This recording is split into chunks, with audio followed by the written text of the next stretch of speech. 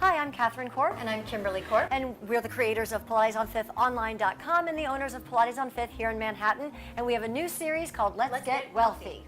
So today we want to talk about walking.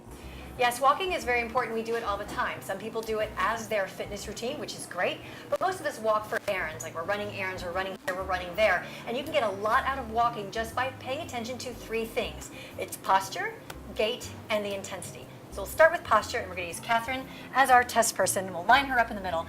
First thing you want to think of is how to stand up straight. So most of us, when we walk, we all fall into space. We all sort of walk like, because we're in a hurry and we're running to get things. So this would be a typical walking posture. See, my rib cage is forward of my hips. She's hinged forward at the hips. And my butt, well, I have a little skirt on, but it's kind of sticking out in back of me. Yes. So you want to always think of having your weight back. Another big thing is stop texting and walking. Pull your ears back over your shoulder. So ideally, we've got the ear over the shoulder. The shoulder bisects the midline of the rib cage, and then the greater trochanter, which is that, you know, if you do the bum, that's that one, and then all the way through the knee joint, and then through the ankle joint.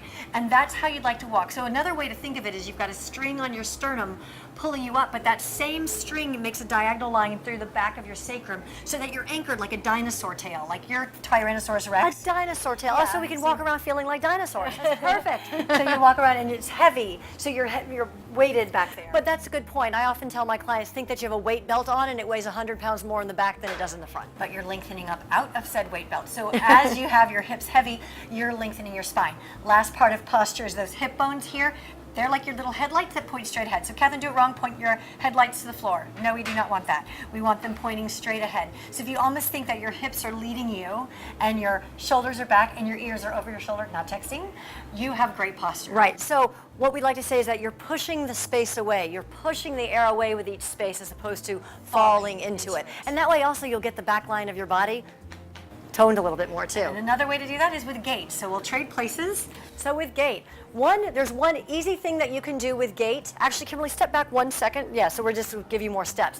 If you think of leaving the back leg on the floor, the ground, a little bit longer as you step, you're going to get a little bit more push with that back leg.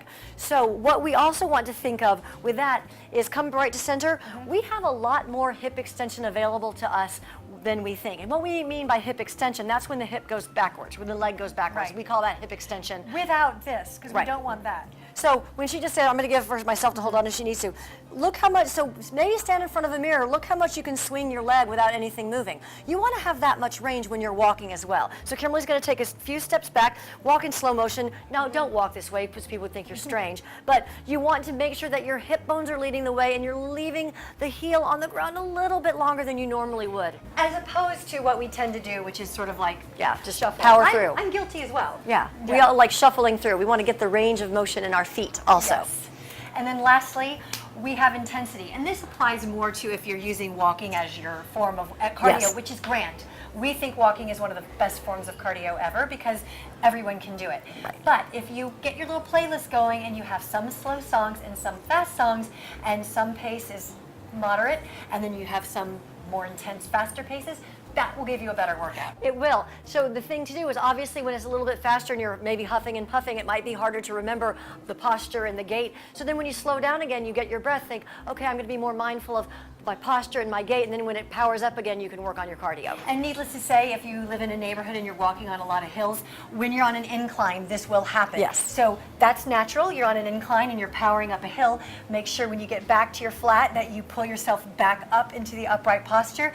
And if you're on a treadmill and you can adjust it, we don't encourage you doing the entire walk uphill. Correct. Because you do have to walk downhill in life. Yes. And it's good to know how to negotiate different landscapes. Yep. So one other image that you can think of, Kimberly's going to turn to the side again, think of a bicycle chain. You have the bicycle chain that's going up the front line of the body and down the back line of the body. So you're pulling up through the front and down through the back. That doesn't mean you're going to do this, right? Because you're lengthening up the front and lengthening down the back. As you walk, this is going on. Yeah. All right. So those are our 3 tips. We've got posture, gait, and intensity. And being mindful of those 3 things will help you get more out of your walking.